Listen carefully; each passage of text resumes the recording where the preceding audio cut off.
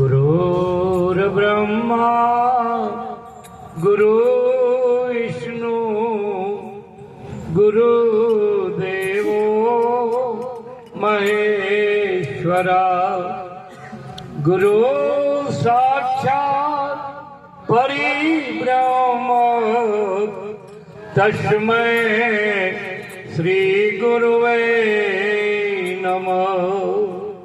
ध्यानमूलं गुरुमूर्ति पूजामूलं गुरुपद्म मंत्रमूलं गुरुवाक्यं मोक्षमूलं गुरुकृपा।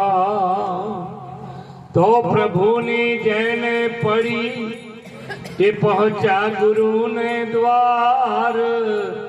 वचन में विश्वास राखी अरजी छोड़ी अवरनी आस। सदगुरु महाराज આજનો પવિત્ર પ્રસંગ જમેટની આ પવિત્ર ભૂમિ અમારે ભક્તરાજ ચમનભાઈની આ બીજી પૂર્ણતિથિ એમના નામ સ્મરણ નિમિત્તે ભક્તરાજ અમારા સવિતાબા, બળવંતભાઈ, સુરેશભાઈ, રાણાભાઈ, તુલસીભાઈ, આકાશભાઈ અને એમના સમગ્ર પરિવારે મળી અને આવો સુંદર એ છોકરાઓ પરમાત્માના નામનો યોગ રચ્યો. જંગમનો તીરથ ફરતો પ્રયાગ જેને કહી શકાય એવા આજે अलग पुरुष ने आरसी संत जन की देह लिखना चाहे अलग को तो इनमें ही लिख ले. तारा सगुण परमात्मा जो हो तो संतों में जोई ले एवं आज प्रगट परमात्मा नु स्वरूप पोताना द्वारे तेड्યું. એ પરિવારને ધન્યવાદ.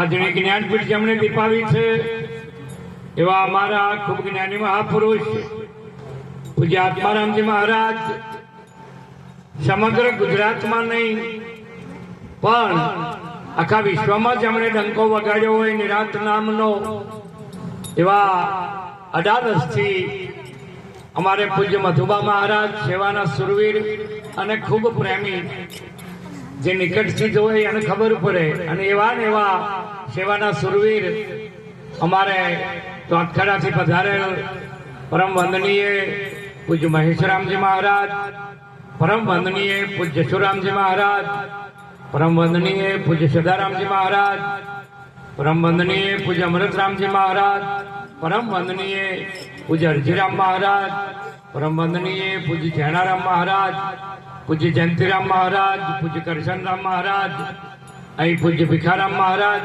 पूज्य धनाराम महाराज, पूज्य बाबूराम महाराज, पूज्य हरजीराम महाराज, पूज्य छगुराम महाराज, અહીં અમારા વાણીના સુંદર વક્તા એવા પૂજ્ય ભૂપતરામજી મહારાજ, રાણપુરથી પધારેલ પરમ વંદનીય પૂજ્ય વીરનાથજી મહારાજ, સુરથી પૂજ્ય કેશવરામ મહારાજ, પૂજ્ય કૈલાસરામ મહારાજ સફળ સંચાલન કરી રહ્યા છે એવા પૂજ્ય સુરેશરામ મહારાજ, પૂજ્ય કાંતિરામ સાહેબ, પૂજ્ય જોરારામ મહારાજ અને કમલેશરામ મહારાજ અને બ્રહ્મ સ્વરૂપ એવી આજની આ સંત સભા આપ પરમાત્માનું જ સ્વરૂપ છો.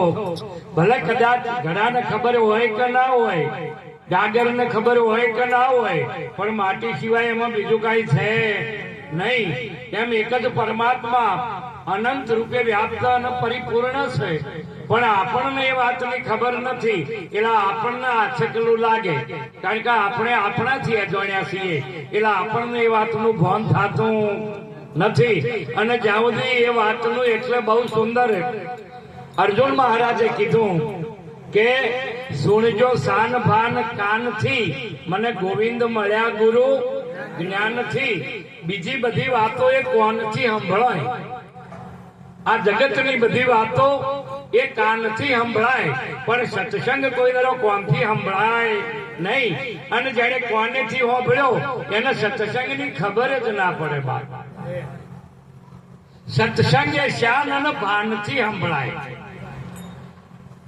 આ રસ એ શ્રવણથી રેડાય અને જેને શ્રવણથી રેડ્યો એના જ હૃદયમાં આ વાત ઉતરી છે એટલે આવો ઉત્તમ યોગ રચી અને ખરેખર જેને આપણને દર્શન કરાવ્યા એ પરિવારને એટલા માટે વંદન, કારણ કે અમને ખબર છે કે કઈક બોલી બોલીને ફરી જા કોઈ મેળ લાવ્યો નથી. આમ આપણે કહીએ ખરા કે ભુવન ઠામે સંત ને પધારે તો ઠોમ અશુભ ના, એવા એવું કહીએ ખરા, પણ આપણા અહીંયા જો કે આવું મારે કહેવાય નહીં, પણ આ રહી એક વાત દરેકને એક હરખી લાગુ પડે છે. એટલે ક્યોંક ને ક્યોંક જીવનમાં બીજા બધા કાર્યો આપણે ન છૂટકે મને કે મને પણ જગતના ડરથી કરીએ છીએ. ઘણા બધા કાર્યો એવા છે કે જે આપણે કરવાના છે તો એ પરવાને કરવા પડે, કારણ કે જગત મેણો મારે, લોકો મેણો મારે, અને આપણને ખરેખર એ લોકનો જેટલો ડર છે એટલી વાત પરમાત્મા પ્રત્યેની પ્રિયતા નથી. બાકી જો પરમાત્મા પ્રત્યેની પ્રિયતા થાય, અમારા મધુભાઈ એક સુંદર ઈશારો કર્યો, એમાં વ્યવહારિક જ્ઞાન અને આધ્યાત્મિક બે જ્ઞાન આપી દીધા.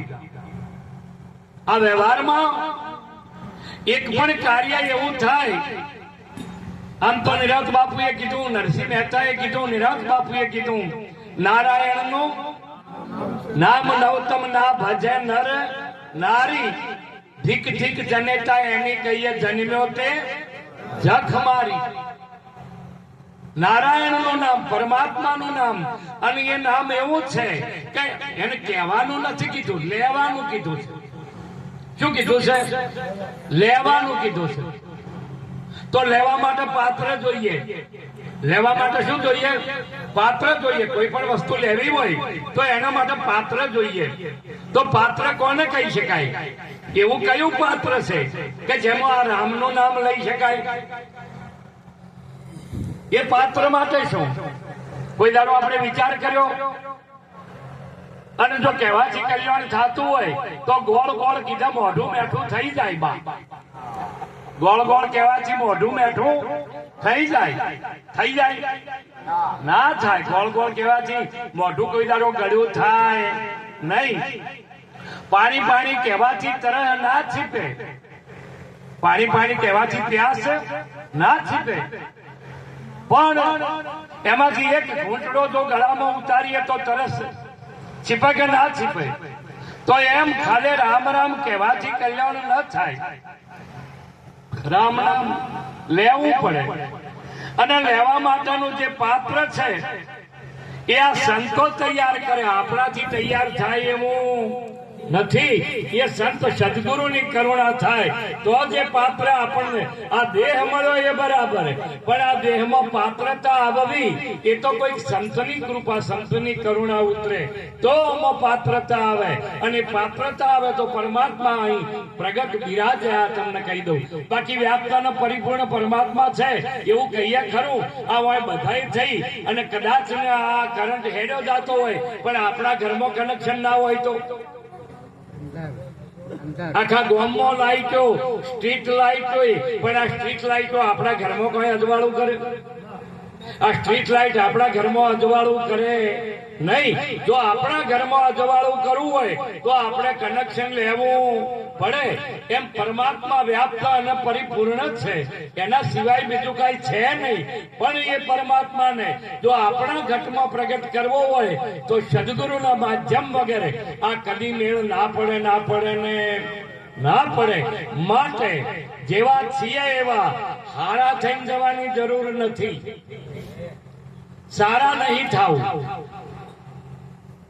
આપણા હારા નથી બનવું. હાચા થઈ જાઓ અને સદગુરુ પાસે જો. કેવા થઈ જાઓ? હાચા થઈ જાઓ અને સદગુરુ. જેમ ડોક્ટર પાસે આવવું હોય એટલે હારા થઈ જવાની જરૂર નથી. જેવા છો એવા પણ દર્દી બની જો. શું બની જો? દર્દી બની. અને જે દર્દી બની અને દવાખાને જાય એનો રોગ મટે મટે ને મટે. અને દુઃખ શું શું છે એની એને ખબર. પેટમાં દુખે છે, માથું દુખે છે, આંખો દુખે છે કે પગ દુખે છે, આ એ ખબર બીજાને પડવી જોઈએ ના? એને પડવી જોઈએ. એને ખબર પડે કે મારે પેટમાં દુખે છે અને જઈને ડોક્ટર ને કે સાહેબ પેટમાં દુખે છે, પછી દવા થાય કે ના થાય? પણ કોકના કીધા જો દુખાવા થયા હોય તો એ દવાખાને જઈને કોઈ ના લાવે ને ના લાવે. કોકના કીધા દુખાવા થયા હોય તો એટલે પ્રથમ હમણાં આગળ એક સુંદર વાત થઈ કે પ્રથમ આપણામાં એક એ પ્રકારની ભૂખ ઉઘડવી જોઈએ. આપણને એક પ્રકારની ભૂખ ઉઘડવી જોઈએ. કારણ કે આ મનુષ્ય જન્મ માટે મોટામાં મોટું કોઈ કલંક હોય તો એ કલંક છે કે એ ફરી અને પાછો આ 84 ના ચક્કરમાં જાય. એનાથી મોટું કલંક એ કે નથી. બીજા જીવાત્માઓને આ જ્ઞાન નથી. લાખ રૂપિયાની ગાય હોય તો એને આ ખબર ના પડે અને કદી 11 લાખનો ઘોડો વેચાય તો એને સત્સંગની ખબર પડે. આ બધામાંથી એકેયને ખબર ના પડે. સત્સંગની વાત જો સમજે તો ફક્ત ને ફક્ત મનુષ્ય સમજી શકે. અને આ વાત સમજ્યા પછી પણ જો કદાચ ને એની વૃત્તિ એ બાજુ ન જાય તો એ માણસ નથી. એટલે પ્રથમ આપણને પરમાત્મા એમને આગળ વાત થઈ કે કરુણા તો કરી છે ને આવો સુંદર અરે પ્રીછો ભાઈ સંત સુજાર એ સ્વરૂપ શ્રી રામનું પાઈ પદાર્થ દે એ મણી છે મોય નામનો